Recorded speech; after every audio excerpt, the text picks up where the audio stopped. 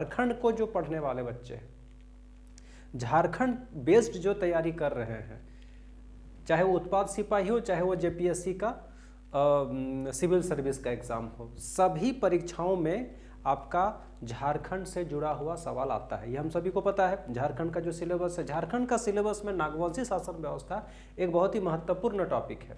तो आइए हम लोग इसको समझते हैं कि नागवंशी शासन व्यवस्था जो है किस तरह से काम करता था, और इसमें से आपके 2 सवाल बनते हैं। और मेरे हिसाब से अगर आप इसको बहुत अच्छा से पढ़ लेते हैं, समझ लेते हैं, जान लेते हैं, नोट्स बना लेते हैं, तो आपका 2 नंबर तो आना ही है।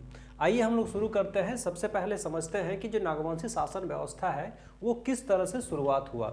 नागवंशी शासन व्यवस्था शुरू करने से पहले हम थोड़ा सा पीछे जाएंगे, और पीछे जाएंगे मुंडा राज का जो शासन व्यवस्था था उसको थोड़ा सा हम समझ लेते हैं, क्योंकि मुंडा राज का जो अंतिम शासक था, मुंडा राज का जो अंतिम शासक था मदरा मुंडा जो है वही दत्तक पुत्र फनी मुकुट राय। फनी, देखिए नागवंशी शासन व्यवस्था का जो संस्थापक है वो है फनी मुकुट राय।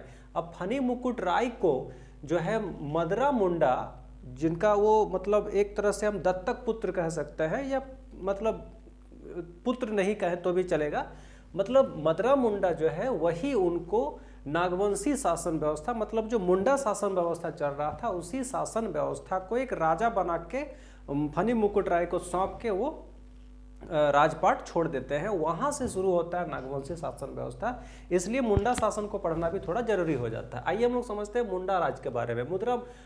मुंडा राज के बारे में अगर हम पढ़ते हैं तो जो मदरा मुंडा है वो मुंडा राज का अंतिम शासक है। ये कौन बोलते हैं? ये शरद चंद्र राय के अनुसार कहा जाता है। अगर हम मुंडा राज को थोड़ा समझते हैं तो मुंडा राज जो है वो रीसा मुंडा के द्वारा, सबसे पहले इसको समझिए, मुंडा राज को शुरुआत करने वाले कौन थे? रीसा मुंडा थे। रीसा मुंडा जो है वो खुद राजा नहीं बने, वो राजा किसको बनाती है? सूतिया पाहन को। सूतिया पाहन को राजा नियुक्त कर दिया, और सूतिया पाहन के नाम से ही सूतिया नागखंड का नाम पड़ा है। अब ये मुंडा राज जो है वो 7 गढ़ और 21 परगनाओं में विभक्त था। जो 7 गढ़ थे वो कौन कौन से थे? लोहागढ़ जो आज के टाइम पे लोहरदगा है, पालूनगढ़ जो आज के टाइम पे पलामू है, हजारीबाग, सिंहगढ़ जो आज के टाइम पे सिंहभूम है, मानगढ़ जो आज के टाइम पे मानभूम है, और सूरजगढ़ और केसलगढ़। ये 7 गढ़ में और 21 परगनाओं में विभक्त था। अगर आपको ये पूरा 21 परगना 7 गढ़ का अगर नोट्स चाहिए तो मेरे चैनल में कमेंट कीजिएगा, आपको सारा हैंड रिटन नोट्स मिल जाएगा। आइए हम लोग समझते हैं सबसे पहले नागवंशी शासन व्यवस्था को। तो देखिए इसका संस्थापक कौन है? तो फनी मुकुट राय 64 ईस्वी में इनका स्थापना करते हैं, लेकिन बहुत सारे किताबों में नागवंशी शासन व्यवस्था 10वीं शताब्दी से शुरू ऐसा माना जाता है। तो सबसे पहले अगर हम देखें कि इनका राजधानी कहाँ था, तो राजधानी ये बनाए थे सूतियाम्बे में। सूतियाम्बे के बारे में एक चीज और समझ लेते हैं कि फनी मुकुट राय का जन्मभूमि भी था, और उन्हीं जन्मभूमि को ही वो अपना राजधानी भी बना लिए थे। अगर हम देखें परगना, तो ये 66 परगनाओं में विभक्त था। आपका मुंडा शासन 21 परगनाओं में विभक्त था, और ये 66 परगनाओं में विभक्त था। क्यों? क्योंकि ये छोटानागपुर खास, यानी कि पूरे छोटानागपुर, छोटानागपुर मतलब क्या? पूरे झारखंड। अगर हम अभी का झारखंड का बात करें तो छोटानागपुर जो है उस समय पूरे झारखंड को, अगर हम आज के समय देखें तो उस समय पूरा छोटानागपुर का मतलब पूरा झारखंड में उनका शासन चलता था। उस समय का अगर हम बात करें, फनी मुकुट राय जब राजा थे नागवंशी शासन व्यवस्था, तो उस समय हमारे देश में कौन सा राजा शासन करते थे? तो उस समय कनिष्क का शासन था, और इसका प्रमाण जो है कुछ सिक्कों से मिले हैं, और वो सिक्के कनिष्क के समय पे प्रचलन में था, और जो रांची में वो सिक्के मिले हैं। फनी मुकुट राय का थोड़ा सा अगर हम परिचय देख लेते हैं तो उनका परिचय यह है कि उनका पिता का नाम था पुंडरिक, माता का नाम था पार्वती, जो कि बनारस की ब्राह्मण थी। ठीक है, यानी कि ब्राह्मण पुत्र थे वो। उनका पत्नी पंचेत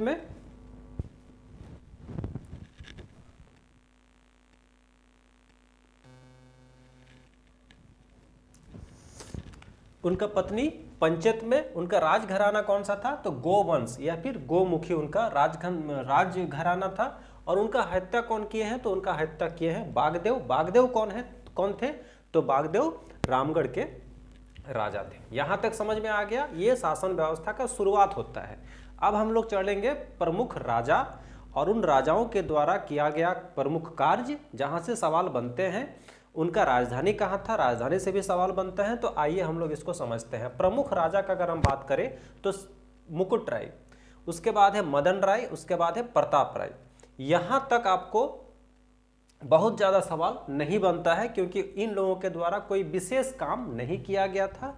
इनका जो राजधानी है वो राजधानी सुतियांबे से ही वो लोग अपना राजधानी में बैठ के अपना राजभार संभालते थे। कोई ऐसा प्रमुख कार्य भी इन लोगों के द्वारा नहीं किया गया है। अब हम लोग चलते हैं भीमकर्ण। भीमकर्ण से सवाल बनता है। भीमकर्ण कौन थे?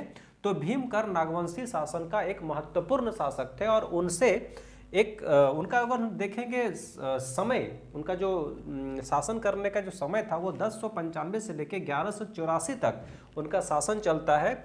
और वो जो इस अभी तक जो राय चल रहा था, जो राय राजा का नाम के बाद जो सरनेम जो था राय था, वो राय जो है अब कर्ण बन गया है। और ये कर्ण जो है उपाधि प्राप्त करने का प्रथम राजा भीमकर्ण को माना जाता है। और ये उपाधि जो है कल्लुचरी राजवंश से लिया गया है। यहाँ से भी सवाल बनता है। ये जो है अपना राजधानी को बदलते हैं। पहले राजधानी कहाँ था? सुतियांबे था। अब भीमकर्ण जो है अपना राजधानी खुखरा में बना लेते हैं। खुखरा में बनाने के पीछे रीजन यह है कि उस समय हमारा भारत में जो है वो सल्तनत काल चल रहा था। सल्तनत वंश का सल्तनत वंश में सल्तनत काल में भी आपका 5 राजवंश है। खिलजी उस समय जो है वो खिलजी वंश का राज चल रहा था देश में, और उस समय बख्तियार खिलजी का शासन था। और बख्तियार खिलजी के बारे में आप लोग जानते हैं कि वो बहुत ही ज़्यादा शोषक राजा माना जाता है। तो उनके डर से या उनके प्रभाव से अपने आप को दूर रखने के लिए अपना राजधानी को खुखरा में किए थे। अगर उनका कुछ प्रमुख कार्य देखें तो बरवा की लड़ाई किनके बीच होता है? तो भीमकर्ण और रक्सेल राजा के बीच में होता है, जिसमें भीमकर्ण की जीत होती है। उसके बाद अगर वो देखें उनका निर्माण क्या है, तो भीम सागर तालाब का निर्माण करते हैं। साथ ही साथ उनका जब लड़ाई होता है रक्सेल राजा के साथ, तो उस राजा जब लड़ाई में वो जीत जाते हैं तो बहुत सारे रक्सेल क्षेत्रों को में वो लूटपाट करते हैं। और लूटपाट करने के दौरान उनको एक वासुदेव की मूर्ति प्राप्त होती है लातेहार से। उसके बाद कौन आते हैं? उसके बाद शिवदास कर्ण, जिनका शासन का जो समय है वो 1391 से लेकर 1401 ईस्वी तक है। और उस समय जो देश में जो राजा थे वो थे तुगलक वंश का तुगलक वंश का शासन चल रहा था पूरे संपूर्ण देश में। और उस समय जो है उनके द्वारा किया गया जो काम है वो हापा मुनि मंदिर जो गुमला के घाघरा गांव में है, उनका वो निर्माण करवाते हैं। साथ ही साथ जो मूर्ति जो मिला था उसका जो प्रतिमा का अनावरण है, स्थापना जो है, अनावरण है स्थापना करने का भी उनको श्रेय जाता है। और उस मंदिर का, उस मूर्ति का जो स्थापना करते हैं, स्थापना करने वाले जो ब्राह्मण थे उनका नाम था सियानाथ देव। सवाल यहाँ से भी बन सकता है। उसके बाद है प्रतापकर्ण जो है उनका समय जो है 1451 से लेकर 1469 तक है। और उस समय देश में बहलोल लोधी यानी कि लोधी वंश का शासन चल रहा था। और ये जो है ये जो विष्णु का प्रतिमा का जो ये इनको मिला, इन्होंने स्थापना किया और इन्होंने अनावरण किया। कहाँ पर? कोराम्बे में। आगे हम लोग चलते हैं छत्रकर्ण का जो समय है, शासन का जो समय है वो 1469 से 96 तक है। और वो जो है वो कर्ण और रक्सेल के बीच में युद्ध होता है। जैसे कि हम लोग देखें बरवा की लड़ाई, वहाँ पर फिर एक युद्ध होता है जिसमें फिर कर्ण की ही जीत होती है, यानी कि नागवंशी शासन का ही जीत होता है। और इसको झारखंड की हल्दी घाटी का युद्ध भी कहा जाता है। समझ में आ रहा है? आगे हम लोग पढ़ेंगे दुर्जन साल शाह। अब देखिए यहाँ पर भी एक सवाल बनता है कि दुर्जन साल शाह जो है वो कर्ण की उपाधि को हटाकर शाह की उपाधि ले रहे हैं। ठीक है, अब ये शाह की उपाधि कहाँ से मिला? तो शाह की उपाधि जो है दुर्जन साल शाह को उस समय हमारे देश में मुगल शासन का स्थापना हो गया है। मुगल शासन पूरा देश में चलने लगा है। अब मुगल शासन का जब स्थापना हो गया तो दुर्जन साल शाह जो है झारखंड के नागवंशी शासन के राजा थे। उस समय मुगल के द्वारा उन्हें काफ़ी परेशान किया जा रहा था। परेशानी के क्रम में उनको एक बार तो उठाकर ग्वालियर के जेल में बंदी बना दिया जाता है, लेकिन फिर उनको छोड़ दिया जाता है इसके लिए क्योंकि उनको हीरे का पहचान करने बहुत ज़्यादा महारत हासिल था। और इसी क्रम में सुवर्ण रेखा नदी में हम लोगों का झारखंड में उस समय स्वर्ण मिलता था। और स्वर्ण के साथ साथ और भी जितने भी माइंस थे वहाँ पर हीरो का भी पर्याप्त मात्रा में प्राप्त होता था। तो वो हीरो का पहचान करने के लिए मुगल जो है उनसे मदद लिए और मदद के लिए उन्होंने उनको बाद में छोड़ दिए, रिहा कर दिए, और रिहा करने के बाद उनको फिर से अपना शासन जो है संभालने का मौका मिलता है,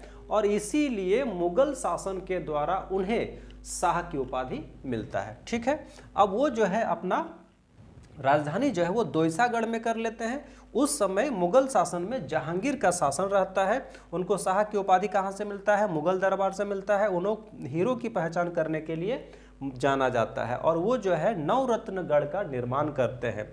आगे हम लोग जानते हैं रघुनाथ शाह, जिन्होंने अपना राजधानी दोयसा में कर लेते हैं। उस समय शाहजहां समकालीन राजा अगर हम देखें भारत में उस समय किनका शासन था, तो शाहजहां का शासन था, और रघुनाथ शाह के द्वारा ही चुटिया जो रांची में है राम मंदिर का जो निर्माण है वो करवाएं। साथ ही साथ जगन्नाथपुर में भी जगन्नाथपुर का निर्माण करते हैं। आगे हम लोग देखते हैं राम शाह, उस समय बहादुर शाह प्रथम का शासन रहता है, और वो कपिलनाथ मंदिर का निर्माण करवाते हैं। आगे हम लोग देखें यदुनाथ शाह, जो कि राजधानी अपना पालकोट, पहले दोयसा था, दोयसा से वो कहाँ कर लिए? पालकोट कर लिए। उस समय देश में फर्रुखसियर यानी कि मुगल शासन चल रहा था।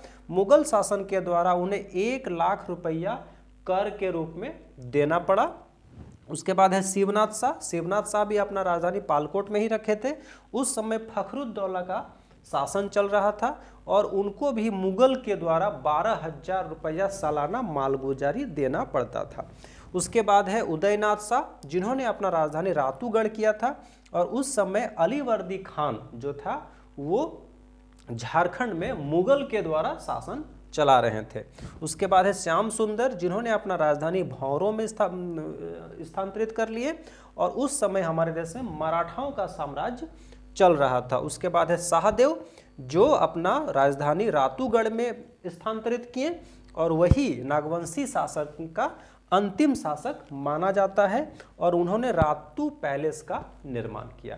तो ये प्रमुख राजाएं हैं, राजाओं का राजधानी है, और वो उनके समय पे जो समकालीन राजा थे देश में उनका भी यहाँ पर जिक्र है, और उनके द्वारा किए गए जो प्रमुख कार्य है वो भी यहाँ पर मेंशन है। अब हम लोग समझेंगे नागवंशी शासन व्यवस्था का जो पूरा शासन व्यवस्था था वो किस तरह से चलता था। तो नागवंशी शासन जो है मेनली 3 स्तर पे बांटा गया था। पहला था ग्राम स्तर, उसके बाद था पट्टी स्तर, और एक था जिला स्तर। जैसे अभी भी हमारा वही सिस्टम है। ग्राम स्तर में महतो होते थे। महतो जो है वो उस समय उस गांव के जो महत्वपूर्ण व्यक्ति होते थे, महत्वपूर्ण ग्रामीण थे, उनको महतो कहा जाता था। और एक होते थे भंडारी।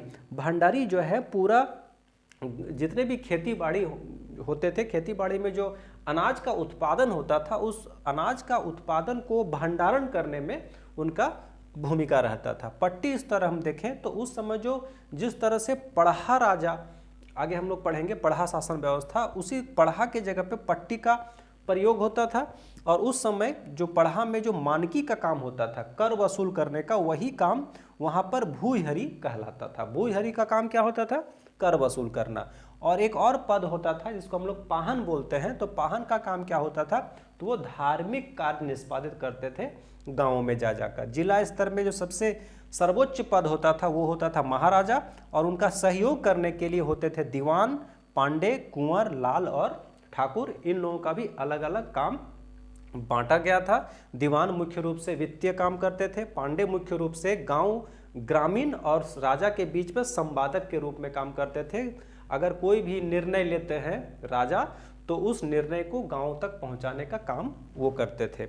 उसके बाद एक और है जो क्वेश्चन बन सकता है कि केसर-ए-हिंद किन्हें कहा जाता है? तो केसर-ए-हिंद प्रताप उदयनाथ शाह जो नागवंशी शासन थे उनको कहा जाता है। एनीनाथ शाह जो अपना राजधानी जो है सतरंजी यानी कि जो स्वर्ण रेखा नदी के किनारे है वहाँ पर बनाए थे, और इन्हीं के द्वारा जगन्नाथपुर मंदिर का निर्माण करवाया गया। तो यहाँ पर 2 सवाल, अब 2 चीज़ आप लोग थोड़ा सा ध्यान दीजिएगा। जगन्नाथपुर मंदिर का निर्माण करवाए हैं एनीनाथ शाह, लेकिन जगन्नाथपुर का जो है वो जगह का जो निर्माण है वो करवाए हैं रघुनाथ शाह। दोनों में अंतर है।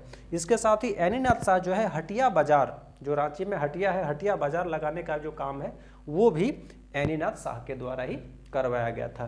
तो ये मैंने एक शॉर्टकट तरीका, क्योंकि रिसेंटली 8 मार्च को जेपीएससी का एग्ज़ाम होने वाला है, आपके पास बहुत कम समय है, बहुत कम समय में बहुत ज़्यादा तैयारी करने के लिए इसी तरह से आपको कंटेंट बनाना होगा और बहुत ही फास्ट तरीके से रिवीजन करना होगा। तो ये जो क्लास था मेरा, ये रिवीजन था, मतलब अगर आप इसके बारे में थोड़ा भी पढ़े होंगे तो ये आपको बहुत सारा चीज़ समझ में आ गया होगा। तो ये रिवीजन क्लास था। और अगर आप इसको मतलब एक बार तो आप इसको देख लिए, बार बार देखना ना पड़े, इसके लिए आप इसका एक नोट्स बना सकते हैं। नोट्स बना के बार बार रिवीजन करने से आपको चीज़ें जो है दिमाग में बैठ जाएगा, और जब एग्जाम में क्वेश्चन आएगा इससे बेस्ड, तो कहीं ना कहीं आप जो पढ़े हैं वो आप आराम से टिक आउट, सही आंसर पर टिक लगा सकते हैं। कहने का मतलब है कि ये जो कंटेंट है, ये जो लेसन है, ये लेसन आपका मतलब 10th लेवल से लेकर सिविल सर्विस का जो एस्पिरेंट है, जो अभ्यर्थी है, उन लोगों तक का ये कंटेंट है, उन लोगों तक ये सिलेबस है। क्योंकि झारखंड आपको पढ़ना है, झारखंड आपको मैट्रिक लेवल का एग्जाम हो चाहे आपका ग्रेजुएशन लेवल का एग्जाम हो, सब में झारखंड का जो सिलेबस है लगभग सेम है। हाँ, सवाल थोड़ा सा डीप में जाके पूछता है, कहाँ पर, जहाँ पर आपका सिविल सर्विस का एग्जाम है तो थोड़ा सवाल डीप जाके पूछता है। लेकिन अगर उत्पाद सिपाही का अगर बात करें तो उत्पाद सिपाही में उतना डीप नहीं पूछता है। लेकिन हमको लग रहा है कि जिस तरह का कंपटीशन है, I am telling you to all my students, I am telling you, जिस तरह का कंपटीशन है, उस कंपटीशन में अगर आपको अपना एक जगह बनाना है तो you have to labour hard, you have to know all the topics by the depth.